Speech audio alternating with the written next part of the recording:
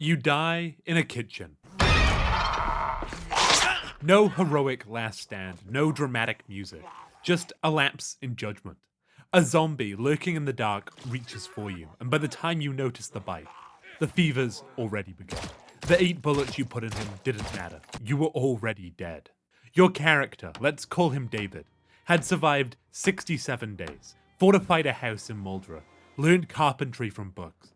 He was proud of his little kingdom, safe behind wooden walls. But hunger makes you careless. The can of peaches on the kitchen counter wasn't worth it. Neither was the bottle of bourbon hidden in the pantry. But you were there anyway, creeping through someone else's house at 2 a.m., flashlight off, trying to conserve battery. 3 days later, your corpse is still there, alive but not, banging against the same doors you once barricaded. You settle by the campfire, knowing it's the end. The bourbon sits unopened on the counter, mocking your final mistake. And when you toss your last flammable item, your ID, from a life that doesn't exist anymore, into the flames, the fire dies out. You follow soon after. Your base sits empty now. The food rots, the alcohol evaporates, the books gather dust beside the chair you'll never sit in again. You thought survival was the goal. You built walls, stockpiled food, learned skills. You were winning. But the real enemy was time. And time doesn't care about your walls. You weren't fighting zombies, you were fighting oblivion. And you lost. Welcome to Project Zomboid. This is how you died. Project Zomboid is an isometric survival game set in 1990s Kentucky. It asks one simple question. How will you die? Not if, how.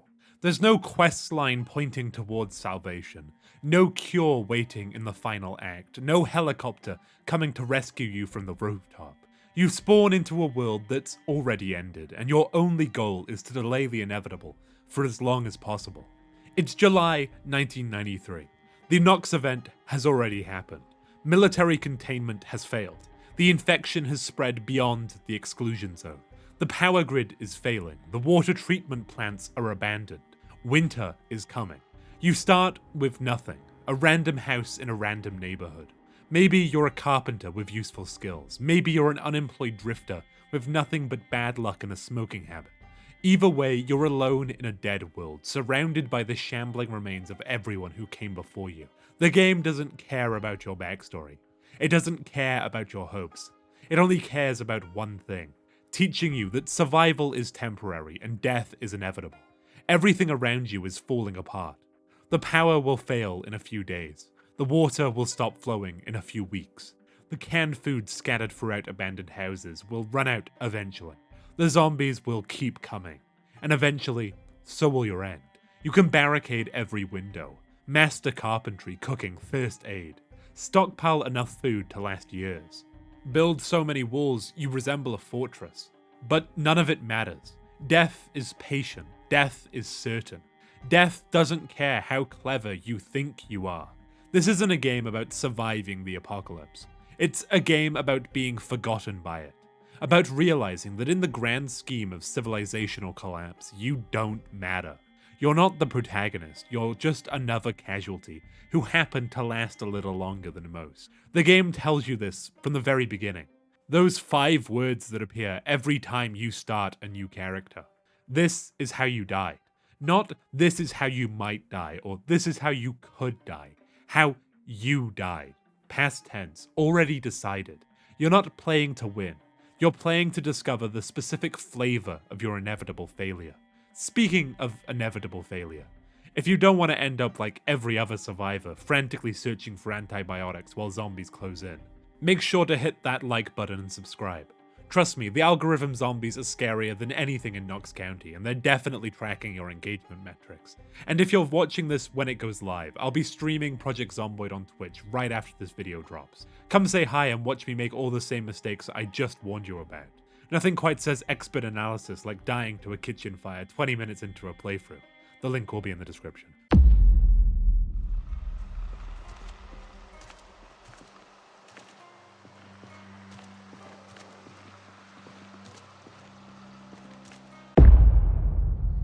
There's a foul smell in the air. It's been there for weeks before anyone admits it. Citizens of Knox County breathing it in, tasting something metallic and wrong in their tongues, but shrugging it off. Maybe it's the paper mill, maybe it's roadkill rotting in the summer heat, maybe it's just Kentucky in July. They're wrong, of course, but they won't know that until it's far too late. A military truck crashes just north of March Ridge, spilling God knows what across the rural Kentucky asphalt. The army calls it a minor incident. Hazardous materials, sure, but contained. No danger to the public, they repeat to local news stations, their voices steady and practiced. The cleanup crews arrive in hazmat suits, scrubbing the road clean, carting away twisted metal and whatever leaked from the truck's cargo hold. The 4th of July comes anyway. Families still gather for barbecues. Children still wave sparklers in suburban driveways. The smell of grilled meat and gunpowder masking that lingering wrongness in the air. In Muldra, though, something's off. Dogs have been acting strange, attacking farm animals, turning on their owners with foam-flecked muzzles. The local hospital reports an uptick in what looks like flu cases, but the patients are different. Confused, violent when the fever spikes. By the time anyone connects the truck crash to the sickness, it's already spreading. Knox Telecommunications takes the phone lines down for maintenance. Just a coincidence, they insist. Technical difficulties, nothing to worry about. But suddenly, nobody inside Knox County can call for help. Nobody can reach family outside the quarantine area that doesn't officially exist yet. The military arrives like a thunderstorm. No warning, no explanation. One morning, residents wake to find soldiers blocking every road in and out of Knox County. Checkpoints spring up overnight. Fences topped with razor wire stretch across highways that were clear the day before. When locals approach demanding answers, they're met with rifle barrels and orders to turn around. Move along, nothing to see here. But there's everything to see. Personnel in full hazmat gear moving through Muldra, like moonwalking ghosts, military helicopters circling overhead. Air traffic diverted around the entire region. By evening, even the skies are forbidden. A no-fly zone settles over Knox County like a shroud. Inside the zone, people are getting desperate. The flu is spreading faster now, jumping from house to house, neighborhood to neighborhood.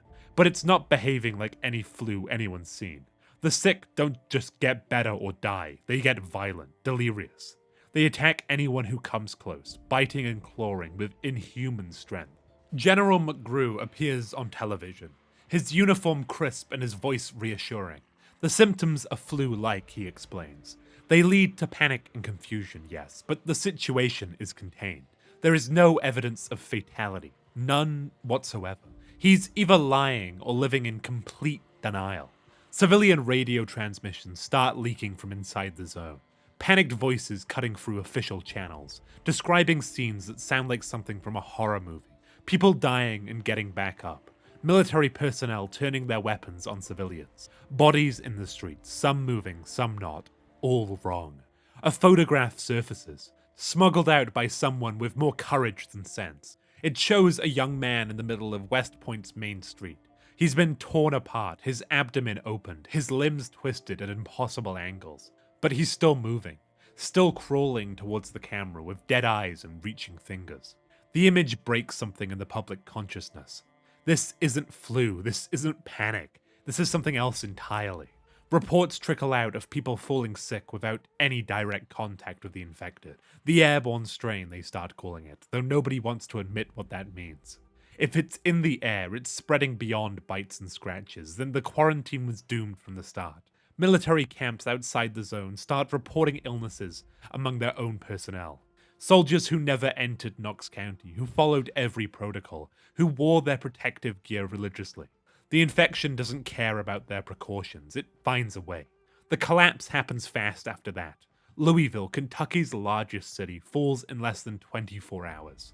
The Ohio River bridges, pathways to safety for thousands of fleeing civilians, are demolished by military forces. The explosions kill hundreds outright. The lucky ones drown. The unlucky ones wash up on their banks, infected and shambling. Knox illness appears in Cincinnati, then Columbus, then cities that have no logical connection to rural Kentucky. Norfolk, London, Seoul, Mogadishu.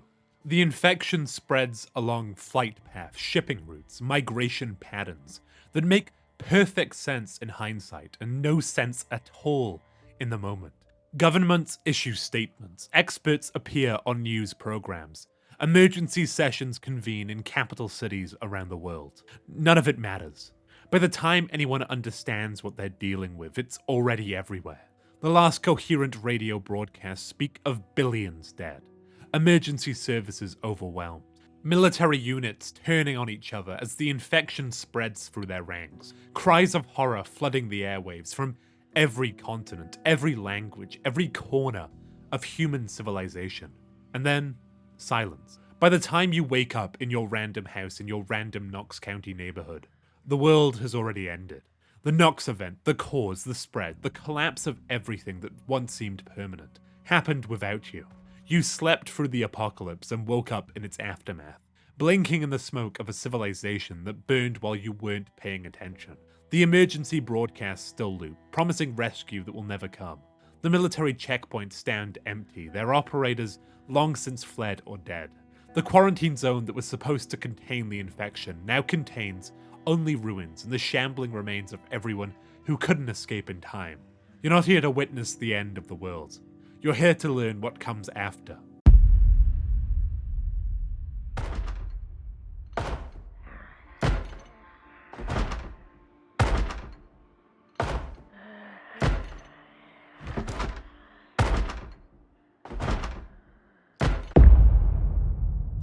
Let me tell you about Maria Santos. Maria appeared in a 2-story house in Rosewood on day 4 of the Knox event. She was a park ranger, handy with tools, good outdoors skills, knew which berries wouldn't kill you. The kind of person who might actually have a chance in a world like this. She found herself standing in an empty living room, sunlight streaming through windows that still had glass in them. The previous owners had left behind the usual detritus of interrupted lives. Magazines scattered, a coffee mug still sitting by the sink, family photos stuck to the refrigerator with magnets. Maria didn't know their names. She never would. Maria's approach is methodical. She scours the bottom floor first, searching for the basics of survival. Canned food, bottled water, anything that might serve as a weapon. She finds some dry ramen, the kind of processed food she would have turned her nose up at the before times. Now it looks like treasure. The zombies outside the front door are her first real test. She has nothing but her hands and feet. No crowbar, no baseball bat, just ranger training and the desperate knowledge that hesitation equals death. Sekiro reference? Sorry. She pushes, retreats, waits for them to stumble over their own dead feet. Then her boot comes down on skulls that offer less resistance than she expected. It works. The immediate area clears, and for the first time since waking up in this nightmare, Maria feels competent, like she might actually know what she's doing. She moves systematically through the neighborhood, checking houses with the patient thoroughness her training drilled into her. A baseball bat from a garage. Finally, a real weapon. Some metalworking tools in a basement that she marks on her map with a blue pen.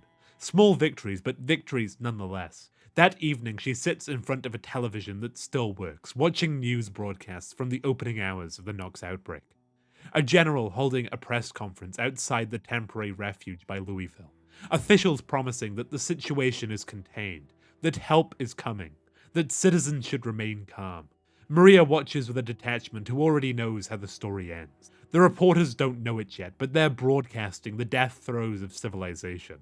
Still, survival comes first. Always survival first. Maria moves south through Rosewood, drawn by some instinct towards the center of town. She finds herself at the police station, a squat brick building that screams authority even in a world where authority has collapsed. She goes inside, killing more zombies with her newfound baseball bat. The armory is locked, no key in sight, but she marks it on her map for later. There's always later in those first weeks, always the assumption that you'll have time to come back, to plan, to prepare. Next door sits the fire station, and Maria's heart leaps when she sees it. Between the police station and the fire station is a small horde, maybe 8 or 10 zombies clustered together like they're having a reunion. She clears them out with growing confidence, her swings getting more precise, more efficient. Inside the fire station, jackpot, fire axes, regular axes, canned food, instructional books, a place to sleep, a place to cook, even a television. This place would be perfect, she thinks, a real base of operations, a home. Maria spends the rest of the day hauling zombie corpses out of the station, completely draining herself. The work is exhausting, disgusting, necessary. Each body dragged outside is one less surprise waiting in a dark corner. By evening, she's claimed the space as her own. She settles onto the fire station's couch as the TV casts its familiar glow, falling asleep to the sound of emergency broadcasts that still promise rescue. For the first time in days, Maria feels safe, protected, like she's found something worth defending. Maria wakes with purpose. The police station armory still needs clearing, and she's found her rhythm now. She returns to the station and discovers what she was hoping for. A shotgun and a pistol, along with ammunition. Real firepower, the kind of weapons that make the difference between surviving and thriving. She hauls her gains back to the fire station, organizing them with the methodical care of someone who believes she's got time. The axes go here, the food there, the medical supplies in their own designated area. Everything has its place in Maria's growing fortress. But success breeds confidence, and confidence breeds mistakes. There's another building above the police station that Maria's been eyeing. More potential supplies, more space to expand her territory. She's cleared the area before. How hard could it be? Too ambitious, too confident, too arrogant, too fast. Maria attempts to take on a group of zombies that's larger than she estimated, more coordinated than she expected. Maybe she's getting tired, maybe the adrenaline that's kept her alive for days is finally wearing thin. Maybe she just gets unlucky. One misplaced swing is all it takes. The crowbar connects with empty air instead of zombie skull. In the split second it takes her to recover her balance, they're on her. Teeth and grasping hands and the wet sound of tearing flesh. She feels the bites, 4 different places, arms and torso. Each one a death sentence written in blood. Maria fights her way free because that's what survivors do. Even when it's hopeless, even when the infection is already spreading through her bloodstream. They fight.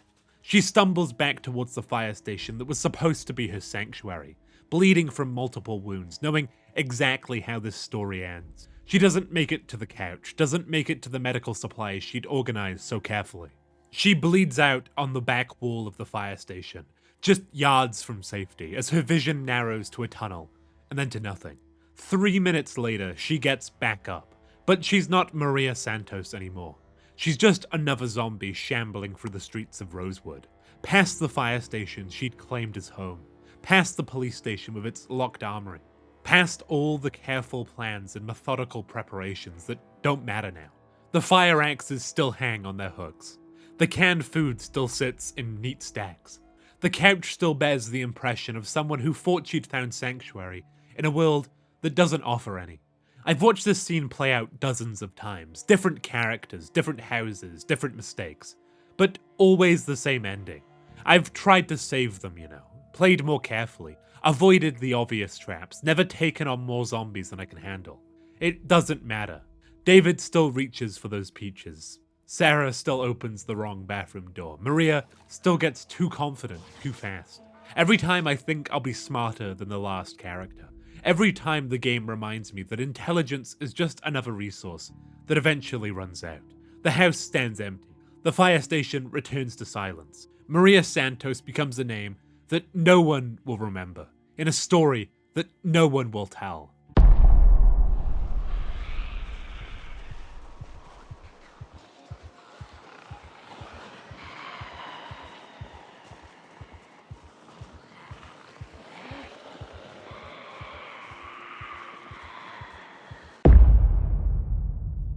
Most zombie games are power fantasies dressed up as horror. You're the chosen one, the immune survivor, the action hero with infinite ammunition and plot armor. Even when you die, you respawn with all your knowledge intact, ready to try again. The world remembers you were there. Project Zomboid strips that comfort away with surgical precision. Your character has no special immunity, other than to the airborne variant. No protagonist powers, no greater destiny written in the code. You're just another person who happened to survive the first wave of infection. One of thousands, maybe millions, scattered across a dead world. And when you die, not if, when, the world continues exactly as it would have without you. Your carefully constructed safe house becomes another ruin. Your stockpiled supplies become loot for the next scavenger who might stumble through. Your body becomes just another zombie shambling through streets that don't remember your name, past houses that don't care you once lived there. There are no memorials in Project Zomboid, no achievements that persist beyond your character's death, no legacy system tracking your impact on the world, no NPCs who remember your kindness or your cruelty. When your character dies, they're simply gone, erased. The save file remains, but what made them human? Their skills, their memories, their small victories against impossible odds vanishes into digital oblivion. You weren't the last survivor. You weren't the hero. You weren't special in any way that mattered. You were just someone who lasted a little longer than most. And when your time comes, Knox County will forget you ever existed. This is terrifying in a way that traditional horror rarely achieves. Most horror promises that your death will matter, that it will advance the plot, teach other characters lessons, serve some narrative purpose. Zomboid offers no such comfort. Your death is administratively insignificant. The world doesn't learn from your mistakes, it simply resets and waits for the next person to make them. But forgetting isn't the only cruelty Project Zomboid inflicts. Sometimes it remembers just long enough to give you false hope. Because worse than being erased is believing, even for a moment, that you might be saved. You hear it before you see it. Whoop, whoop, whoop. A mechanical heartbeat cutting through the dead silence of Knox County. The helicopter event is infamous for a reason. It happens randomly. No warning, no countdown, just the sudden roar of rotor blades overhead. Maybe you're having a good day. You've cleared out your neighborhood, set up rain collectors, got a nice stockpile going. You're in the background checking your sad tomato plants when you first hear it. That sound that makes your blood run cold. Your first instinct, especially early on, is hope. Rescue, finally. After weeks of emergency broadcasts and undead moans, a chopper feels like a miracle. You want to run outside, wave your arms, scream, "I'm here!" But veteran players know. This helicopter isn't here to help you, it's more here to kill you. It hovers overhead just long enough to alert every zombie for miles. The pilot, if there even is one, doesn't drop supplies or call out. They just observe, like a scientist watching a lab rat. The rotor blades deafen you, but you can still hear it, the moaning, hundreds of zombies drawn towards the noise. And then, just as quickly as it arrived, the helicopter leaves. Your quiet neighborhood, the one you spent weeks fortifying, becomes a war zone. The gas station you cleared out, swarming. The road you jogged down, flooded with corpses. Your safe zone, compromised. Project Zomboid doesn't just punish you, it weaponizes hope. That flicker of optimism, the belief that maybe, just maybe, someone is coming. That is what gets you killed. I've seen players lose week-long characters to the helicopter. Entire fortresses wiped out. Survivors with maxed out skills felled because they thought it was worth checking. The worst part? There's no counterplay. You can't shoot it down, you can't predict it. The only option is to just hide. And there's still a chance that it will find you, and when it does, it will bring the horde. Some players prep escape routes, some keep backup stashes. The paranoid ones rotate between safe houses like guerrilla fighters. But it doesn't matter, because even if you survive, your world has changed. The places you knew, overrun. The paths you memorized, gone. The helicopter isn't an enemy per se, it's a reset button, a narrative nuke. It's Project Zomboid reminding you that in this world, no one is coming to save you. Hope will get you killed. And when you hear that sound again, you'll remember why.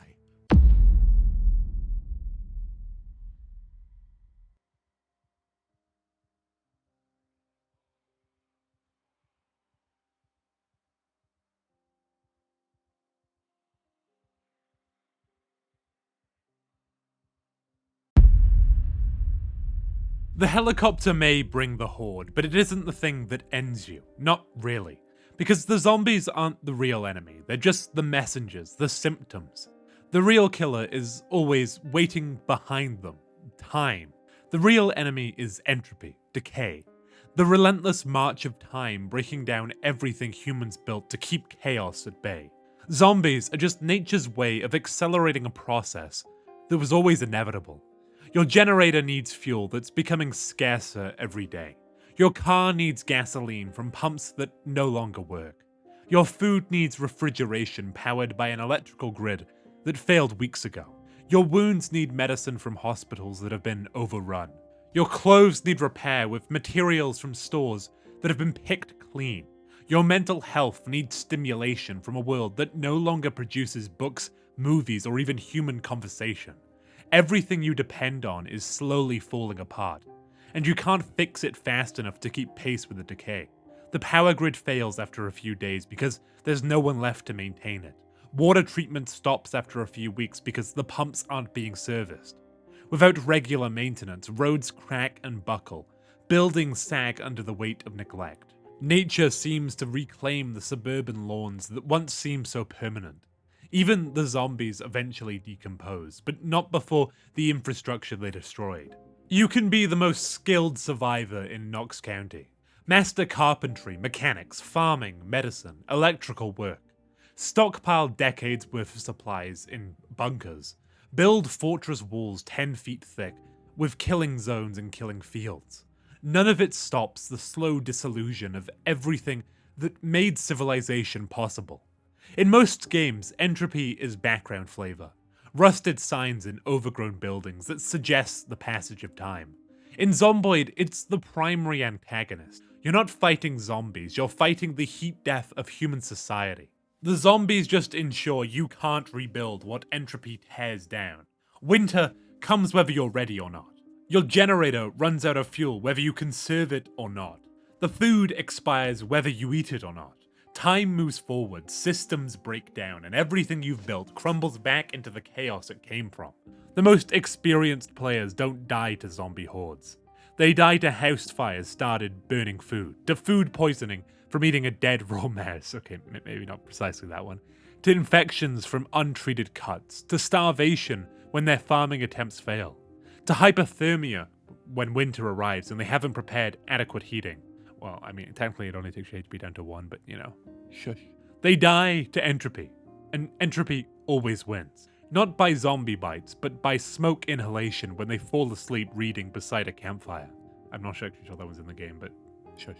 By dehydration during a heatwave, by a broken ankle that gets infected, by carbon monoxide from a generator running indoors, by bleach mistaken for water in the dark, by a cold front that drops 20 degrees overnight, by spoiled meat they couldn't afford to waste, by accidentally eating poisonous berries because they misremembered which ones were safe. The game doesn't need to manufacture dramatic deaths.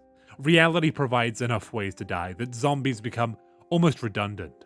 They're just the most visible reminder that the world is no longer designed for human survival.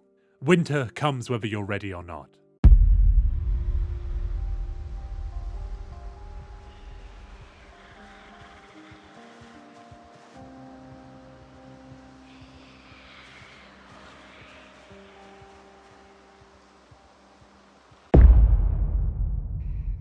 Entropy always wins. Not in a dramatic, climactic battle, not with a heroic last stand. It wins the way rust wins, the way mold wins, slowly, patiently, completely. And when the world breaks down, when the gas runs out, the food goes bad, the power fails, you're left with only yourself, your judgment, your habits, your stupid, deeply human instincts that got you this far and absolutely get you killed. Because that's the final trick Zomboid plays on you. Once the systems fall apart, you fall apart. Not all at once, but piece by piece, in increasingly personal, stupid, humiliating ways. I've played dozens of characters. Here's what's happened to a few of them. Tommy the Electrician was my first character who made it past the tutorial. 3 days of pure beginner's luck. Somehow avoiding every obvious death trap, accidentally clearing zombies with kitchen knives, feeling like maybe I'd cracked the code. Then I left bacon cooking on the stove while I went to read a carpentry magazine in the next room. Burned the whole house down with me inside it. Sarah the nurse lasted 12 days, which felt like a lifetime back then. I thought her medical skills made her invincible. She could treat cuts, handle infections, knew which pills did what. I got cocky and decided to raid the hospital in Louisville for supplies. Turns out, hospitals are where sick people go to die. And in Project Zomboid, that means they're packed with zombies. She didn't even make it through the front door. Marcus the veteran had all the combat skills, all the weapon training, all the tactical knowledge you'd want. I felt unstoppable clearing out zombie after zombie with military precision.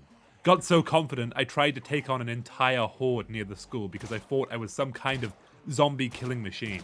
Turns out even veterans die when they bite off more than they can chew. David the mechanic finally got a car working. My first successful vehicle repair. Loaded it with everything I owned, ready to drive somewhere warmer, somewhere safer. Hit a tree going 90 miles per hour because I was trying to cosplay Ryan Gosling. And forgot that Project Zomboid cars handle like shopping trolleys full of bricks. Every character teaches you a new way to fuck up. But they never teach you how not to fuck up eventually. Because eventually always comes. And it's always sooner than you think. Project Zomboid doesn't just want you to die, it wants you to suffer first.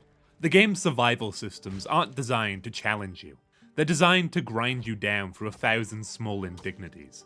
Every mechanic works against you in ways that feel almost personal, like the code itself has developed a grudge. Take food spoilage. You can spend days carefully rationing your canned goods, stretching every meal to make your supplies last that much longer. But fresh food, the good stuff that actually fills you up and keeps your mood stable, rots with vindictive efficiency. That fresh bread you found, moldy and, tainted in 3 days. The milk sour by the end of the week. The vegetables from your garden that took months to grow, gone bad while you were out on a supply run. And the only way to counteract this is through refrigeration, which after the power gets out becomes less of a fucking easy convenience and more of a whole ass endeavor. The mood system is particularly cruel. Your character gets depressed from reading the same book twice. They get anxious if they don't have enough variety in their diet. They develop, well, seem to anyway, cabin fever from staying indoors too long, but going outside risks death. The game punishes you for playing it safely, but also punishes you for taking risks. There's no winning, only different flavors of torture. Weather becomes your enemy in ways you don't quite expect. Rain soaks your clothes, making you cold and miserable and more likely to get sick. But rain also fills your water collectors, so you need it to survive. Hot weather makes you thirsty and tired, but at least your vegetables can grow. Cold weather preserves your food longer, but also kills your crops and makes you burn through fuel trying to stay warm. The generator system is designed to kill you for your own success. You finally get electricity back, hook up appliances, start feeling like you've beaten the system. Then you run out of fuel at 3 AM and wake up to spoiled food in a dead freezer. Or worse, you decide to put your generator inside and wake up to carbon monoxide killing you. The game doesn't warn you about any of this, you just die. Water becomes tainted, turning every drink into a game of Russian roulette. Illness drains your stats, makes you weak and vulnerable, but medicine is rare and hard to obtain. Wounds get infected if you don't treat them properly, but medical supplies are finite, and the knowledge to actually clean them effectively is hard to come by. I had one character die from an infected scratch. Not a zombie bite, just a cut from broken glass that I didn't clean properly, which left me so weak that I succumbed to just 2 zombies. The worst part is how these systems compound each other. Being depressed makes you eat more, which drains your food supplies faster. Being tired makes you clumsier, which leads to more accidents and injuries. Being injured makes you slower, which makes you more likely to get caught by zombies. Every problem creates new problems, and the game never gives you enough resources to solve them all. Sleep becomes a luxury you can't really afford but desperately need. Stay awake too long and your character becomes exhausted, making mistakes that get them killed. But sleeping leaves you vulnerable to break-ins, fires, or just waking up to find that your food has spoiled while you were unconscious. This isn't just difficult game design, it's actively hostile game design. Project Zomboid's mechanics don't want to teach you how to survive. They want to demonstrate that survival is impossible, that every victory is temporary, that every solution creates new problems. The game's systems hate you with the cold efficiency of entropy itself. They don't take pleasure in your suffering, they just methodically chip away at your resources, your health, your sanity, until there's nothing left but another corpse in another room that someone else will have to clear out. And the truly maddening part? You keep playing anyway. Because somewhere in the back of your mind, you think this time will be different. This time you'll remember to check the propane tank. This time you'll pack enough medicine. This time you'll survive long enough to see winter. You won't, but the game is perfectly happy to let you try.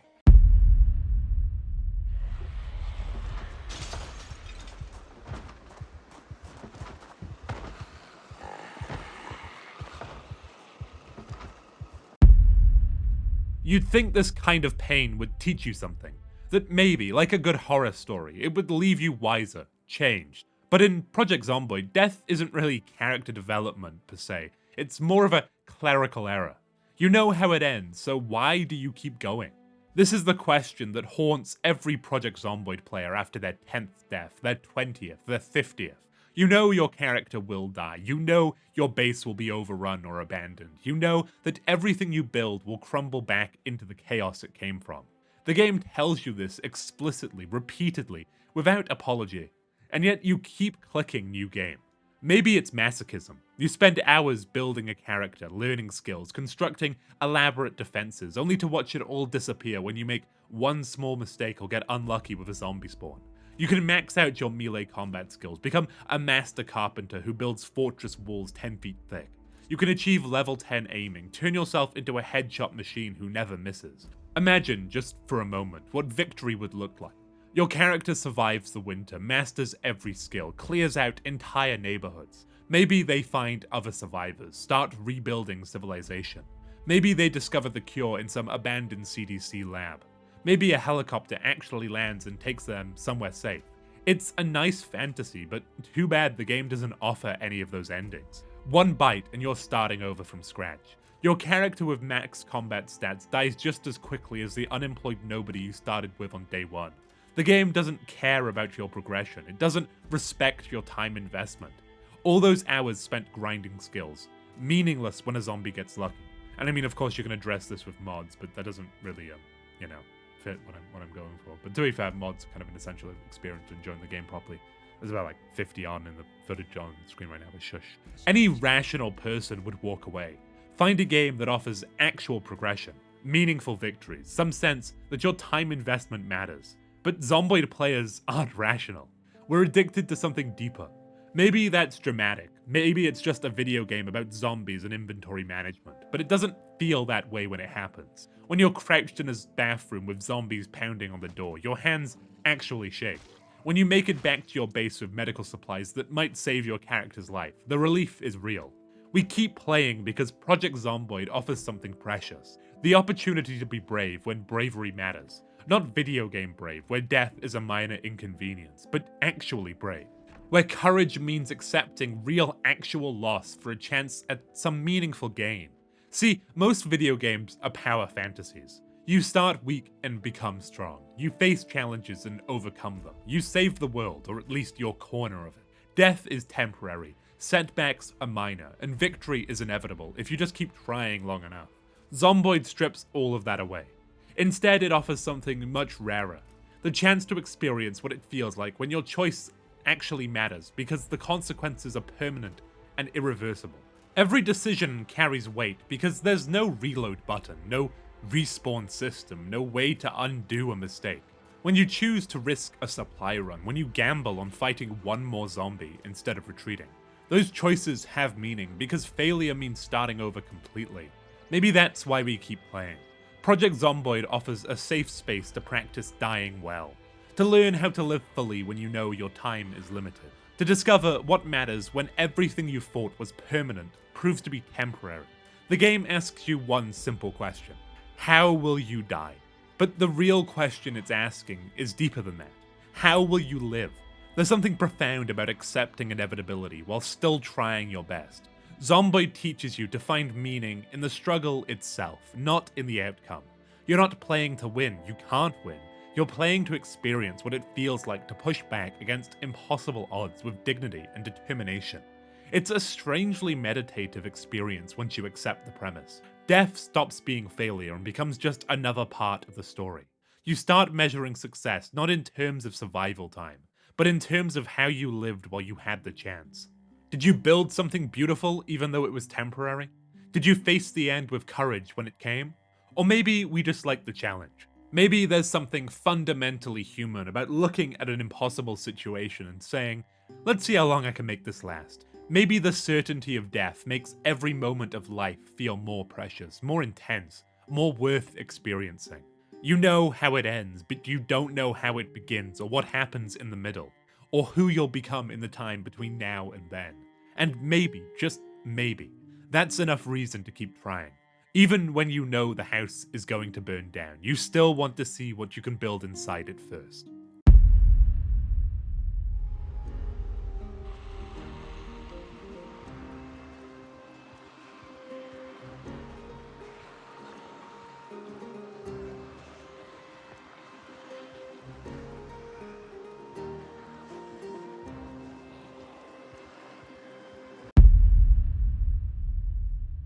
Project Zomboid isn't really a zombie game.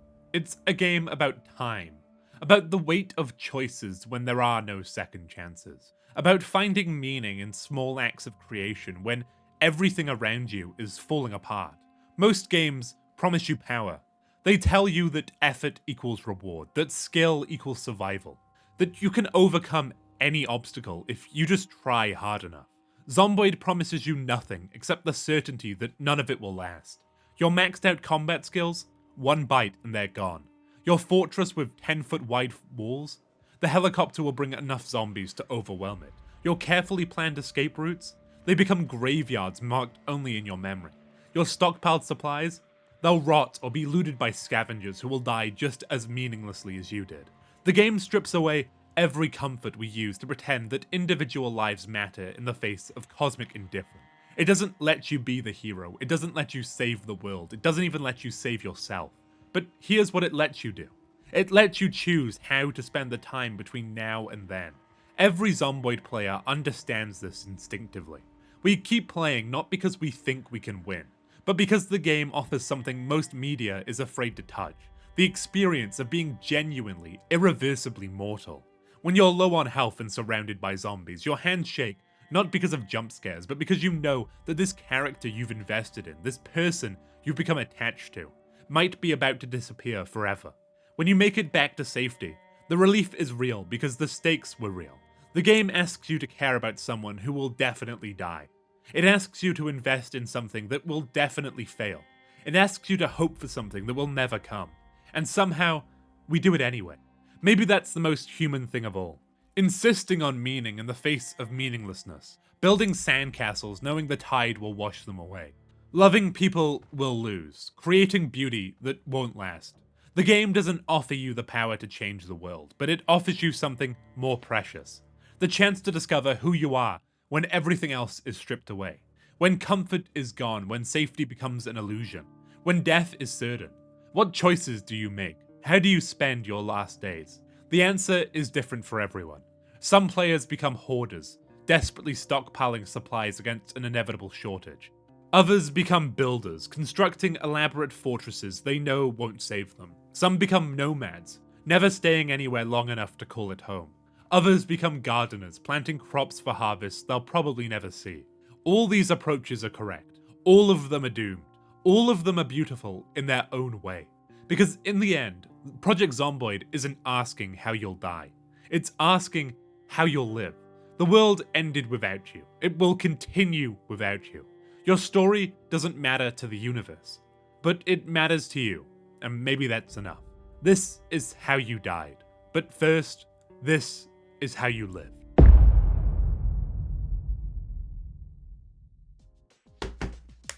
Okay, well, thank you so much to everyone for watching. I do hope that you enjoyed this video. I did. It was a bit, I mean, it wasn't that much different, but it was a bit more like my old style. I'm not the biggest fan of this one, personally. I mean, the game, I like the game, but I don't know, there's just something about how I wrote about it, I don't know. But still hope you enjoy. I'd first like to thank the channel members and the Patreons, as always. That, of course, being the Milkman, Rieslun, Camo Chameleon, Aroxano, Vinicus Franca, A Brick Wall, Ice Bear, Ash Crowing, Adrian Nerium, and Flapjack. Thank you all so much for the support. It truly means a lot to me. But yeah, if you did enjoy the video, as I said earlier, make sure to like and subscribe because I have bills to pay. And YouTube likes it when videos have a higher subscriber to view count. Don't know why. Fuck the algorithm, bro. I wish it made sense. Doesn't. Join the channel or become a Patreon if you want to support me any further. Obviously, you don't have to. But if you want your name read at the end of videos and more direct line to communicate with me, because I actually do respond sometimes, then, you know, that's something you can check out. But yeah, leave any other games you'd like me to cover below and let me know how you thought of this video. Just say anything. If you hated it, let me know. I don't care, but do let me know. If you loved it, then let me know. I'll probably care a bit more about that. But yes, thank you so much for watching, and I shall see you in the next one. Bye-bye.